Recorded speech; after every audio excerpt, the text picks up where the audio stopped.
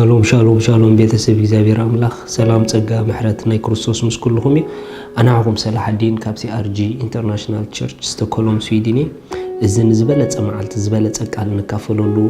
برنامجنا نمعلت الخون حتصير قال نكافلولي كل جزء نقول ساعات 4-5 يدورد أبزناتنا يوتيوب سبسكرايب بمقبار نتنايدول ملكت بمسكات نقول كما تصوكم يخالي لو من نكافلو لوطي دفتر صلوت زبليو لوط دفتر صلوت ريخو محوات جلا أبيوتنا بزي prayer ديلو وطو نغرات አሉ بزي صلوت ديقيرو نغرات አሉ صلوت زدليو يسي مالت كاب لبي اتصليو صلوت كساعت تدليو لوطي زمص ابت صلوت دوت بلولو عينت صلوت دغاغيم كا تصليو صلوت አሉ እዚ ደጋጊም كا تصليو صلوت እሱ ኣብ ህይወትካ ስፍራ ሒዙ ዝጸንሐ ክልወጥ ዘለዎ ከም ሓሳብ ኣምላኽ ዘይኮነ ናብ ሓሳብ ኣምላኽ ከኣቱ ዘለዎ ነገር ናብ ናይ እግዚአብሔር ሓሳብ ንኽእቱ መንገዲ ዝኾነካ ጸሎት እዩ እዚ ጸሎት እዚ ኣብ ህይወትና ኢምፖርታንት እዩ ገለ ነገራት ኣብ ህይወትና ድቆጻጾርና ዘለዎ ስለዚህ ንጽልዩ መጽሐፍ ቅዱስ ኣብ ያዕቆብ ምዕራፍ 5 ከምዚ ይብል ጥቕስ 16 እምበኣርሲ ምእንቲ ክትፍወሱ ንሕድሕድኩም ሓጢኣትኩም ተኣመኑ ምእንቲ ንሕድሕድኩም ጸልዩ ጸሎት ጻድቕ بجبرة بزح تسلط إياه ريخو نهاي صادق صلوت مالت صادق بتغكلين من جدي بمنفس قبل بي أنت دا تصليو بجبري بزح تسلط إياه بخلا زراربا نهاي صادق صلوت لو تي كفتر زخل باور حيلي available تجبرها ريخو ننجرات كغير زخل حيلي أبصراح كم دعاتو تجبرها نهاي صادق صلوت ናይ ጻድቕ ጸሎት ኣብ ህይወት ብዙሕ ነገር ናይ ምቕያር ዘለዎ ሓይሊ ትገልጽ እያ ምኽንያቱ ሓይሊ ማለት ንገዛ ርእሱ ለውጥ ክፈጥር ዝኽእል ከኣልነት እዩ ስለዚ ጻድቕ ብትኽክለኛ መንገዲ ክጽልን ተደኣ ጀሚሩ ናይ ጻድቕ ጸሎት ዘይቅይሮ ዘይልውጦ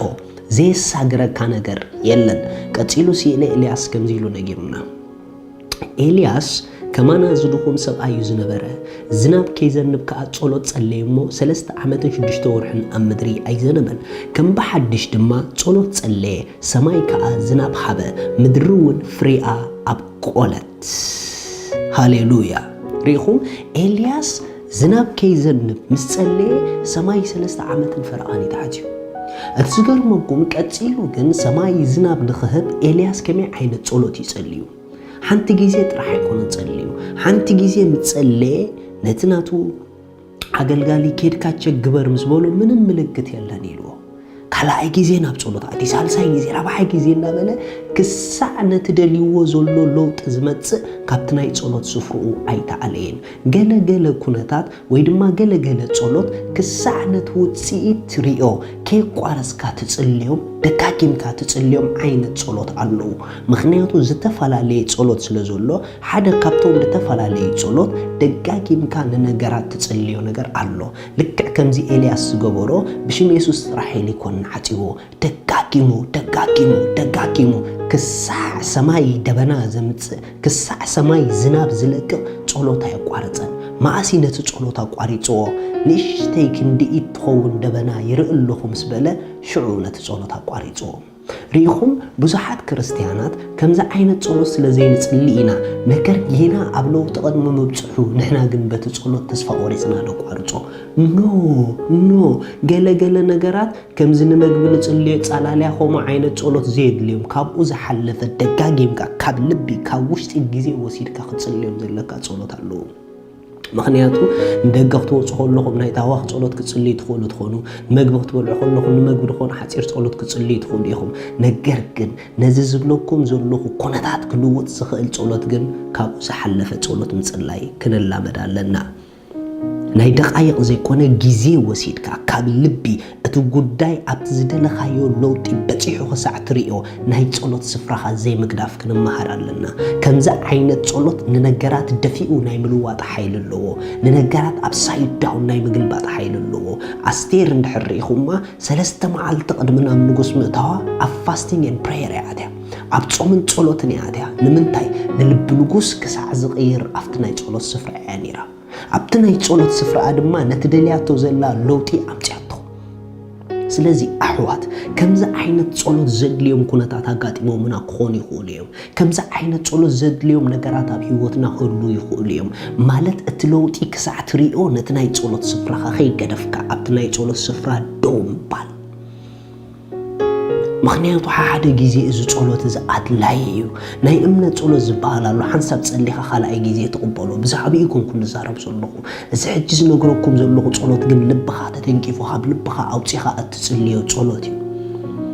ኢየሱስ ክርስቶስ ንዘለዓለም ጎይታ እዩ ናይ ጻድቕ ጸሎት ለውጢ ክፈጥር ዝኽእል ሓይሊ ኣበለብ ትገብርያ ናይ ጻድቕ ጸሎት ለውጢ ክፈጥር ዝኽእል ሓይሊ ትገልጽ ያ ናይ